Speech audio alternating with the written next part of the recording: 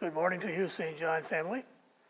You know, it may sound strange to share this with you on the Sunday just before Christmas, especially since today's theme is joy. But I think Vicki Kemper was onto something when she wrote this article about trust. She starts with words from the Gospel of Matthew. Jesus said, "Therefore I tell you, do not worry about your life, what you will eat or what you will drink, or about your body or what you will wear." And then she observes, in my experience, telling someone not to worry is about as effective as telling them to calm down, which is to say, not at all.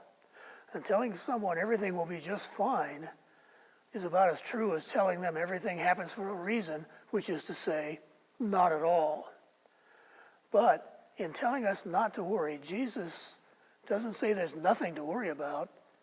He acknowledges that things are a hot mess, and it's all we can do to take one day's trouble at a time.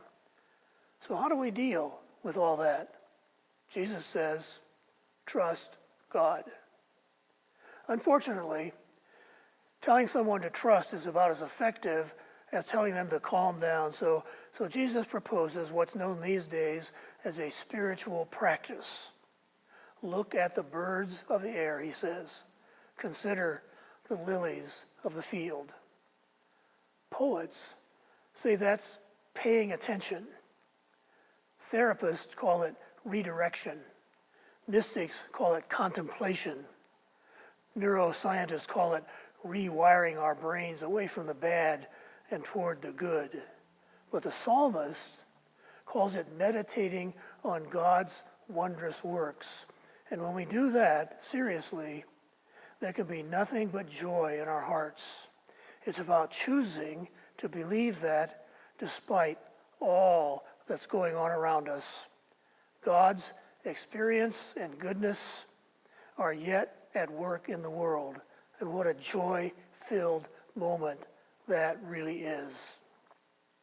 Day by day, may we be godsmacked by your goodness, God. Day by day, may we delight in all we've been given. Day by day, may our love for you and your love for us and our love for our neighbors guide us into peace and joy. Amen.